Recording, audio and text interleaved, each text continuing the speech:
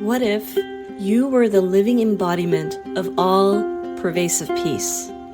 What if all sentient beings all around you increase their vibration towards harmony by merely being in your contact? What if, through conscious reasoning, focused will, and intentional living, you reform yourself, thereby becoming a catalyst in sparking transformation in others?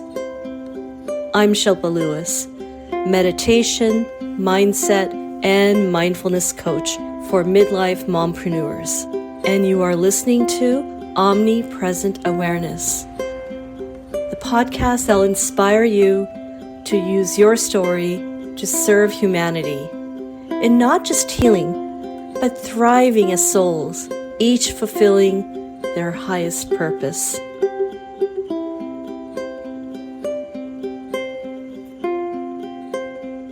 Namaste. Thanks for tuning in to Omnipresent Awareness. This is your host, Shilpa Lewis, and welcome back. Okay, so I'm running a little challenge as I'm trying to get more people to discover this podcast and the conversations that inspire those who value personal growth.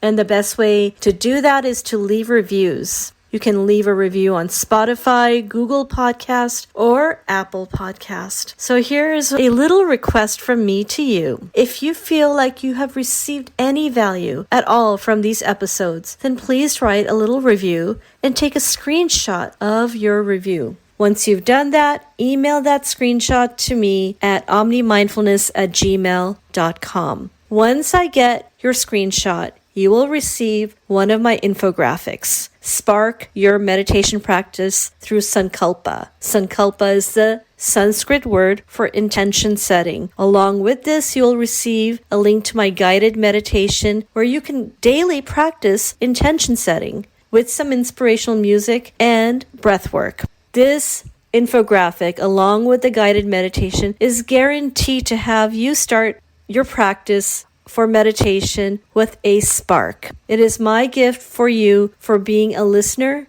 being a supporter, and of course for you to be able to manifest the best meditation practice. So thank you for showing up, listening, and being inspired, and most importantly, taking action. I appreciate you. So again, please don't forget to take a screenshot of your review and send it to omnimindfulness@gmail.com, and I will send you that infographic and the link to the guided meditation. And now, a conversation recorded with my partner in awareness, Tanya, from our joint podcast, Mindful Mompreneur Moments. And oh yeah, if you could, please listen to the very end of the podcast for powerful insights from our guest. Thank you. Namaste, sweet souls. Thank you again for tuning in. So as part of our intentional living, mindfulness in a growing multicultural world, we had the honor of having a deeper conversation with Trailblazer, American Indian Democratic leader, Harini Krishnan. For those of you who may have missed part 1 to this 2-part podcast conversation, go ahead and have a listen to it. She is a wealth of knowledge, and her genuine kindness comes through so clearly. So there you have it, part 2 of our conversation with the amazing Harini Krishnan. What does an ideal multicultural world look like to you, Harini? I think, wow. I think an ideal multicultural world is one where our identities are acknowledged. Too often, I hear people saying, oh, I don't see race, I don't see color, I don't see differences. But to me, a true multicultural world is when we do see our racial backgrounds, our ethnic backgrounds, our cultural backgrounds, because that defines who we are. Every one of us shares a unique, brings with we bring with us a unique set of life experiences, right, that define who we are. And so if you say you don't see that, then you don't see a part of you. right? So an ideal multicultural world is one where we do see that, and we not only embrace it, but we celebrate it. Too often I hear people using the word, oh, we accept, right? I don't like that word. I say champion. We champion our differences. We celebrate. um, you know, uh, we share in the joy that our diverse experiences bring. And that helps us strengthen who we are as people. So I see a world where people of all backgrounds and cultures, um, you know, can share their identities free of fear, free of disdain, free of judgment. um, Whether that's in your day-to-day life, whether that's in schools, whether it's, you know, whether you choose to, be wear a certain type of clothing, or be with a certain person, or eat a certain type of food, or pray to a certain God or spirit out there, and where it is celebrated out in the open. And more importantly, as an organizer, I will stress this, where every one of us has a seat at the table. Because I often hear a lot of talk, especially in political organizing and political spaces, about equity and equality and diversity and inclusion. But true inclusion and celebration of our diversity happens when we are acknowledged and we are given a seat at the table and we are represented, whether that's in the halls of government, in public service, in media, in entertainment, in all realms. And to me, that is a true celebration of our multicultural existence. That's beautiful. Just beautiful. Thank you so much for that answer. And Harini, I recall just moments ago you had articulated that we're at different phases where each of us come with different backgrounds. So the ideal is not quite there yet, but it's good to know that some of us are on a different phase where we are ready to embrace it and be the champions to bring in the others to see that this ideal is embracing everyone, and there's the fear factor needs to be shed, because I think yeah. And it's so funny that I'm so glad that you brought that up, because it reminds me of, so in one of the organizing classes I took,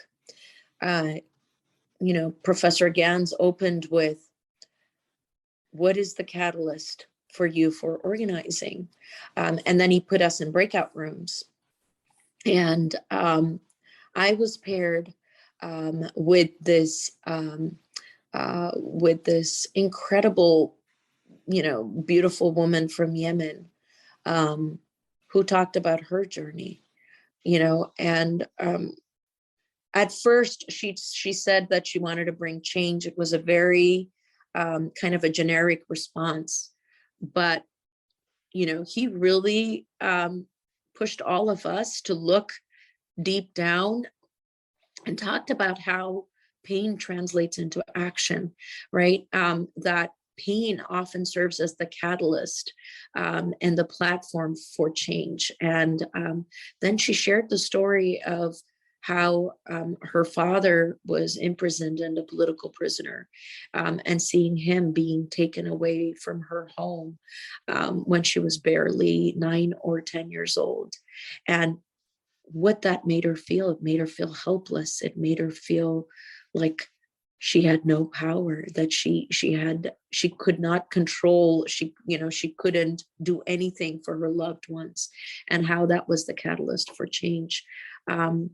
And I think about that, and I feel like, for each of us, we have opportunities that enable us to become catalysts for change. Sometimes some of us do, some of us don't. So the pathway that each of us has looks different because of those circumstances. For me, I grew up in a home defined by strong women. My mom at the age of 16, my mom is one of 5 daughters who grew up in southern India. And in the 60s in southern India, women seldom left the home to go to higher education, let alone anywhere else. They were often married off by the time they were, 18 or 19. And because, the honor of the family was equated with marrying off your daughters. And yet my mom had such an irregular path. At age 16, she joined what is called the National Cadet Corps, which is kind of like the ROTC in the US. And as part of that, she was recruited to join a mountaineering expedition with Sherpa Tenzing Norgay, who was the Sherpa who climbed with Sir Edmund Hillary, who was the first to summit Mount Everest. And so she was invited to join this mountaineering expedition. And my grandfather, her father had to sign a death waiver, which said that your daughter might not come back home, that, your daughter is going to travel with all these men, right, as part of this mountaineering expedition. Are you okay with that? And he basically said, that's her destiny. And I look at that, look at how blessed she was to have an ally in her father at a time when women didn't leave the home. He said, it's okay. That's part of her destiny. She wants to do that. I'm proud of her. So off she went. She went and climbed the 3rd tallest mountain in the world. She climbed Mount Kanchenjunga as the first South Indian woman, came back safe and sound, and she won a medal of courage from the commander of the Indian Armed Forces. It was a silver pickaxe, and she was given the title Malai Yeri Amangai. In Tamil, that means the woman who climbed the mountain. And even now, she's recorded in the annals of fame as Malai Yeri Amangai. Even now, when I go to southern India, people tell me, do you know whose daughter you are? You are Malai Yeri Amangai. And to me, from a young age, that carried a responsibility. With that came a sense of responsibility. I am the daughter of a woman who broke gender barriers at age 16 against a community who probably maligned her. There were her own extended family members, who told her father, how could you let a young woman travel with all these men? She's never going to get married. God knows what'll happen. He said, no, I have faith. I have trust in my daughter. And for her to defy all that, all those barriers, all that taboo, right? All that judgment. And I'm one of 3 daughters. I have 2 sisters who are my sheroes. They're not political organizers like me, but they're phenomenal women. They're phenomenal women who are phenomenal mothers, who are phenomenal community leaders of their own right. And it's because we had an incredibly strong mom. And it's also because she was blessed with a phenomenal ally, not only for her father, but a husband. I grew up in a household where, unlike the typical South Asian American family where you are urged to become a doctor or an engineer, my father basically said, go and be whatever you want to be, but make sure you're doing some good in this world. That was his only advice. So to me, that was a blessing. Each of us married whoever we wanted, and I feel like when I look at my life, I'm blessed with an ally. I'm blessed with a husband who's very much, in the background. I'm in the limelight a lot. He's always the last person in the last row, but he will sit there. through every meeting, every concert. As a musician, he's always there, and he's there for my daughters. And I look at the legacy that my mom left behind, and to me, that is important because that tells me that I have to use my skill set to pay it forward for women and women of color. One of the things I think our audience would love to know and hear about is how multifaceted you are. Now, I had firsthand experience in college, going to concerts, observing you, and being in awe. Like, okay, not only is she brilliant in academics and has a savvy political activist gene in her, which I was just drawn to. But then tell our audience about I remember the Krishnan sisters. And Yes. Oh my gosh, beautiful voices. Oh, you're so sweet. Yes, Shilpa is I would say she's a little biased, because she's my sister. But I'm a proud disciple of my father. I come from a family of acclaimed Indian classical musicians. My father is a renowned musician, musicologist, one of the most well-respected Indian classical musicians, I would say, in the US and the world. Growing up as his daughter, was I felt a sense of duty to learn this beautiful art form, but it was also a blessing, because Indian classical music was a way for me to connect with my roots, even as we moved from country to country, continent to continent. It was a way for me to stay connected to my roots, and because Indian classical music is very much a spiritual a system of music, and it is devotional in nature, but it is very philosophical, and so I grew up performing music from a very young age. We performed our first concert. My sisters and I are known as Krishnan sisters in the US and Europe, and this is. Oh, I'll never live this down. But our first album in India was released under the name California Sisters, because the music album industry thought that that would instill curiosity in people. But I often joke that, when people think California Sisters, they think of like, girls, girls want to have some fun, the kind of, blonde hair, blue eyes, nothing that looks like you. Yes, exactly. And our name was California Girls, and we released Indian classical devotional albums, but then after and we performed together as Krishnan sisters, and often to raise money for causes.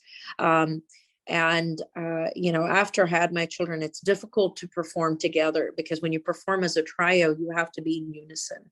Another significant aspect of Indian classical music is improvisation. And so when you are improvising as a trio, it requires a lot more practice. I know that sounds like an anomaly, but it is, and so we do perform from time to time, but it's a rare occasion. But I've continued to teach. So I do guest lectures. One of my close friends is a professor of music theory and music education at San Jose State, who taught my girls as part of Peninsula Girls Chorus. And so I do guest lecture series on improvisation. How to use improvisation, in Indian classical music and apply it to Western music, and how to teach multicultural songs for master students who are considering, becoming choral teachers. So that's something I enjoy. I also enjoy composing music. I compose music for dance dramas, Indian classical dance dramas, and I perform as part of the orchestra as the soloist. And one of my greatest experiences was my younger daughter performed her Bharatanatyam Arangetram. So Bharatanatyam is the South Indian classical dance. And an Arangetram is a graduation dance where she dances for 3 hours, and I was the singer for her Arangetram, and that was a bond we shared and an experience we shared that I'll never forget. My father composed songs for her Arangetram. I composed songs for her Arangetram. And one of the songs that my father composed was on the essence of the divine that is feminine. He composed a song called Abhayamba on Shakti. Shakti is deep-rooted female consciousness. The female consciousness that's in every living being in this world. Shakti is actually a Sanskrit word that means strength, right? And so that tells you. In Sanatana Dharma, in my faith, we truly believe in the importance of Shakti in all of us, the strength in all of us. And to think that that consciousness is feminine, is divine, tells you that, women are the core of this universe, whether as moms, as, who we are, right? It's a part of our faith. It's extremely telling as well of your family and the beautiful messages your father has instilled into you throughout your life, and him being so against all odds of the cultural, how should I say it, the cultural facts of Indian culture, and him being so open and so welcoming to so many, it's just a beautiful thing. And I have to say, the humility that comes out of you is phenomenal, because if we don't hear your story, some people may be very boastful with the lineage that you have, the beautiful mother and all of her accomplishments against all odds.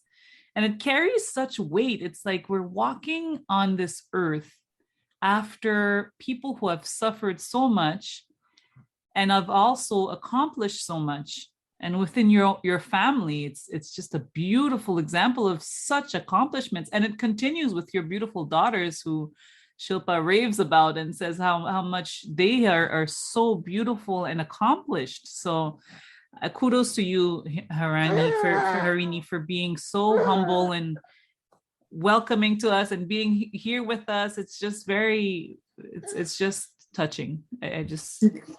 No, I feel blessed to be able to, to share my journey with you. And I'm actually humbled, to be amongst the both of you. The work that you do to elevate stories and elevate consciousness is very much needed. It is needed, especially, I feel like at this moment in our global history, right, when we need more stories of hope and more stories of love and of consciousness and of mindfulness. Oftentimes, we are just so surrounded by negative headlines, right? Our world is one negative headline after another, and we lose a part of ourselves every time something like that happens. And we have to remind ourselves that, like Maya Angelou says, right, nothing can dim the light that shines from within. Every one of us has a light that fights against all odds to shine, with whatever adversity or, whatever obstacles we face. And, when you talked about the sense of duty and the sense of responsibility, I feel, I want to share this. My one of the things that I feel, I'm getting emotional thinking about this. One of the things that I feel truly blessed to be is the mother of two incredibly beautiful daughters. You know, to the outside world, they look at what schools they attended or attend, or, you know, what accomplishments at what age. And it is, you know, they've worked hard, you know, for those achievements. But to me, you know, the moments that I think about where they've carried that sense of duty and responsibility that they feel for being the granddaughters of Annapurna Krishnan, is something, you know, that I truly cherish. You know, I remember when my older daughter was 19 years old. You know, it was the summer between her sophomore and junior year. And she applied to the Kings County prosecuting attorney's office. And they had this summer position as a protection order advocate.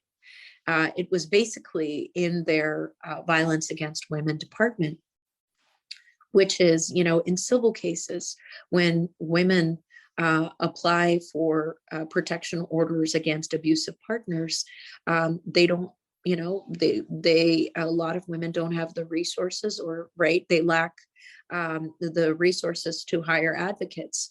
So the court provides these protection order advocates. And so my daughter told me about it. You know, it was in Seattle.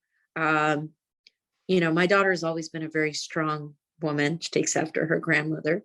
And so I said, yes, absolutely. This is what you want to do. Go for it. And she invited me to come and see her 3 weeks into the program. I remember going and sitting in the courtroom. And, you know, as a mother, I watched this. My daughter is 5'4".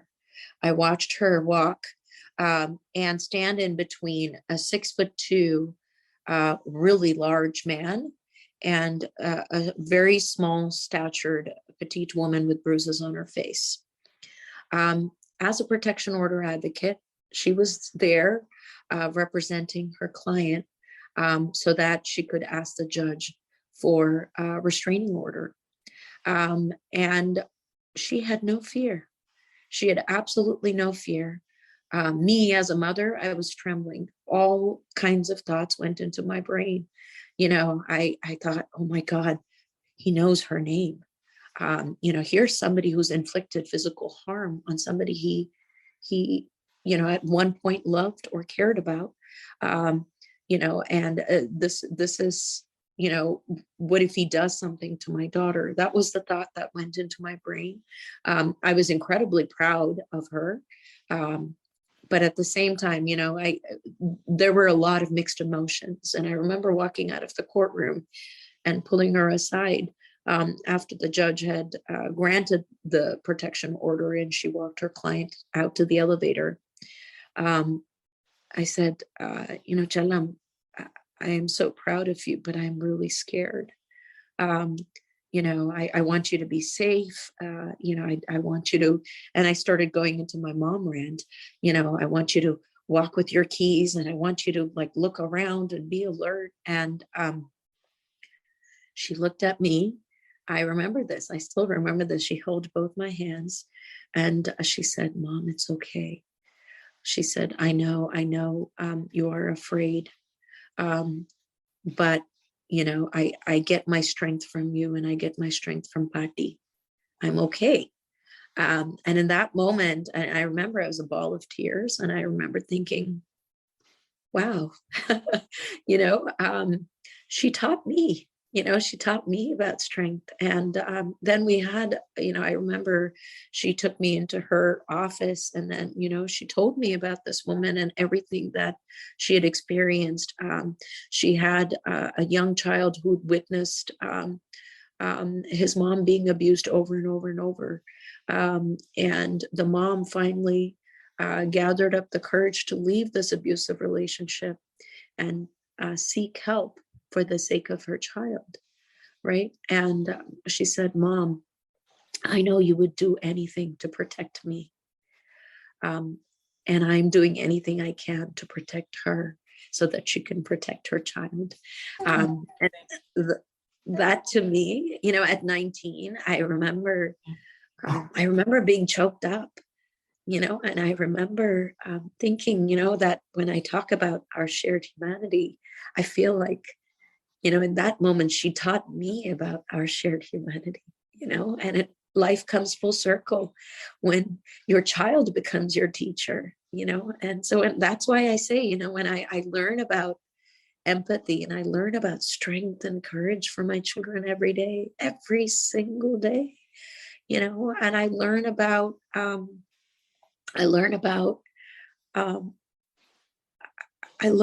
what compassion looks like. Whether it is, I remember having a conversation as early as I think 3 months ago with my younger daughter. I was talking about something, and I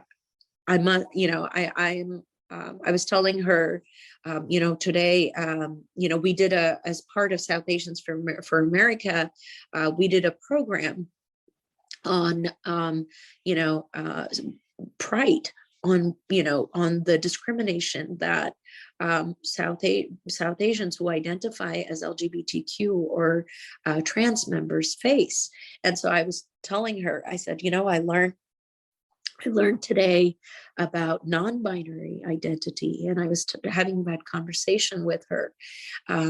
And as I'm talking about an individual, she paused for a minute, she let me finish, and she said, "Mom, you should say they." And I said, "What do you mean?" And she said, "Mom,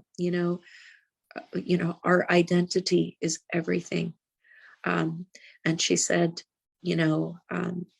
I remember how I felt the first time my substitute teacher said, "Your name is too difficult for me to pronounce, so I'm going to call you this." Our identity means everything. It's a part of who we are. So, when we pay attention to pronouns and we pay attention to, addressing and identifying people the way they want to be identified, we are showing them that we care. It's just a kudos to you, Harini, for raising such beautiful, beautiful souls who are able to teach you still till the day we die. We're going to be learning from our children. But these girls sound like amazing people that we need to get on our podcast. They're just amazing, and it's kudos to you, Harini, really. No, Harini, I would love for you to just, even if it's a soundbite, share with us your daughter's music. I mean, I listen to it. I'm like one of her fans. Yeah. Oh, you are so sweet. Yeah. So my both my daughters are singers. My older daughter, so I started off very early teaching them Indian classical music when they were young, right? But as a mother, I think one of the most important things for us to recognize as mothers is that they're living their dreams and not our dreams, that they're living their journey and not our journey. And sometimes we have to catch ourselves, right? As the daughter of Trailblazer Krishnan, I wanted to teach my daughters Indian classical music. I exposed them to Indian classical music. They learned it. But I also sensed that that was not their true calling. As much as they appreciated it, they, I don't think they were ready to perform it, on stage. And so I realized early on that my children, in order to, my kids were very shy, believe it or not, when they were young. And so to get them over, to get them more comfortable, I myself joined a community musical theater production company locally, and it was called Bay Area Educational Theater Company. And I auditioned, and because of my deep-seated voice, right, so I became the villain. And so for a period of 5 years, I was the villain in every show they cast. I was Eveline. I was the sour kangaroo.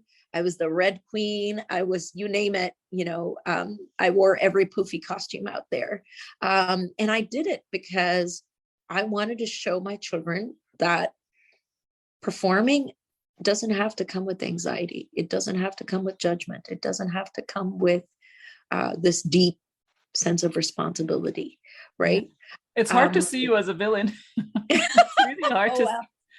I'll share pictures. Trust me. You'll see me as Sour Kangaroo. I have things sticking out of my hair.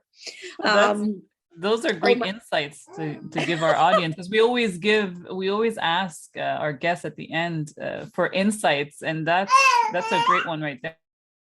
Yeah. So I thought if they saw me performing and having fun, that they would do that too. And they did. They signed up to be ensemble members in their first show.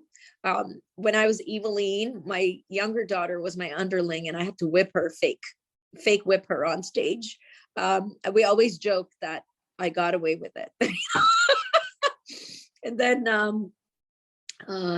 but their love of theater grew. Their love of music grew.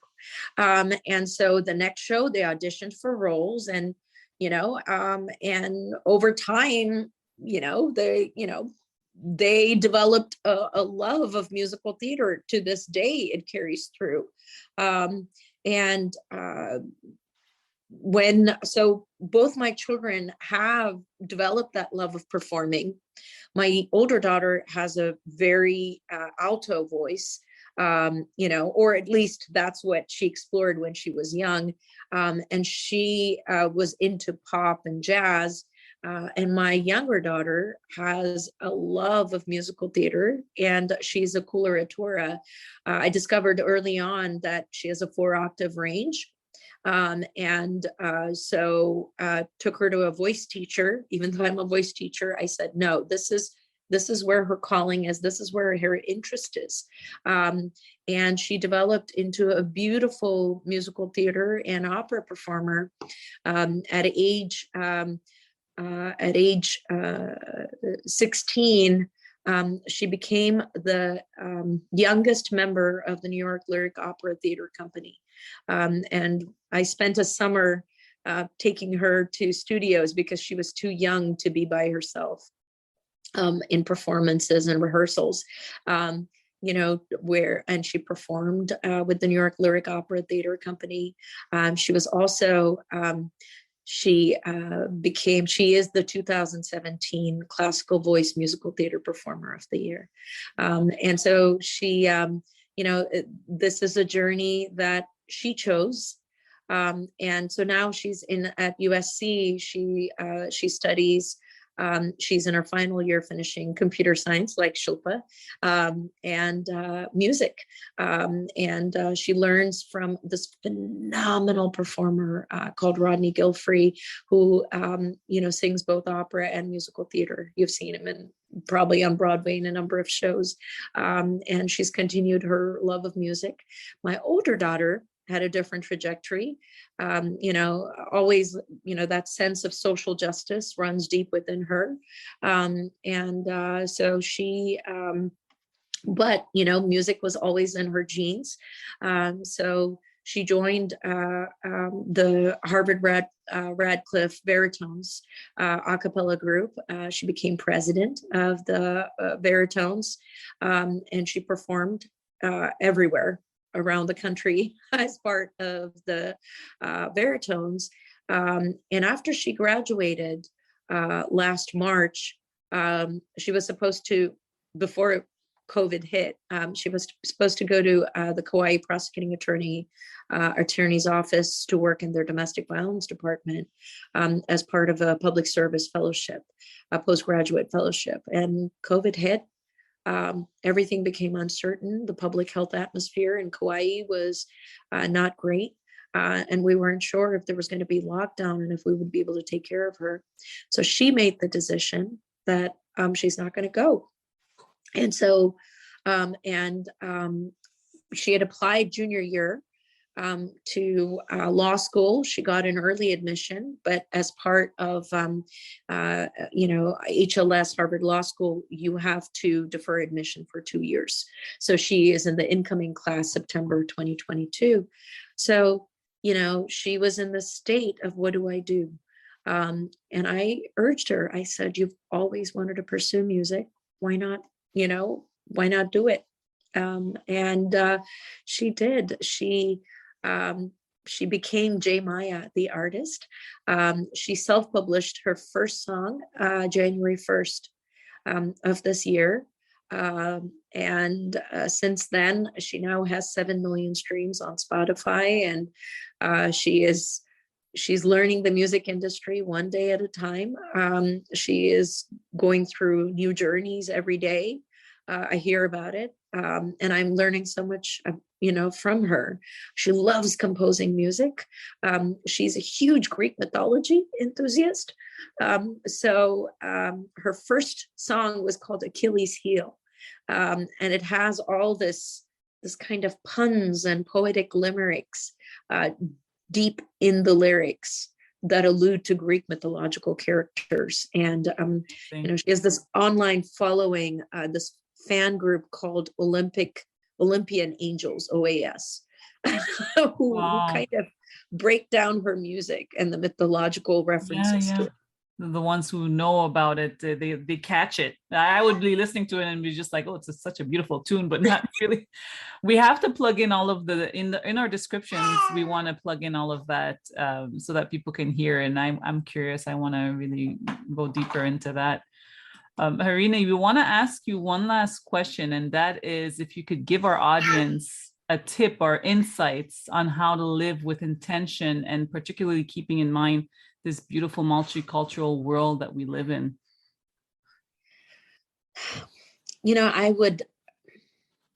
I'm learning myself, but I will say, open your heart to new experiences, new people, new adventures. And I know it sounds cliche, but open your heart, and be open to change from within, change from outside. Because when you embrace change, you break down boundaries, you break down barriers, you break down prejudices, you break down assumptions. And I think ultimately that is the path for greater understanding.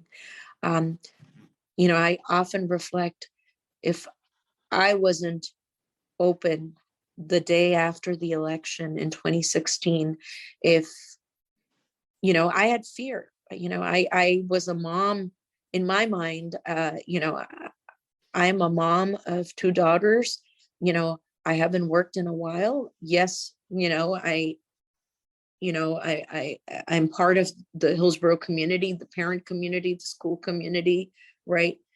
But what can I do, right? How can I make a difference in politics, right? There's a lot of fear, there's a lot of doubt, there's a lot of uncertainty. Every one of us, regardless of what stage in life we are in, we're filled with that on a daily basis, and every moment is not the same. But you have to rise above, and you have to open your heart. I opened my heart and said, I'm going to embrace change. I'm going to try something new. And what is the worst that can happen? Yeah, and look at what the best that could happen is with people like you. It's when it's the best that can happen, it's like, oh my gosh, we can't even imagine our world without people like you. You're on mute, Shilpa. No, I have to say that I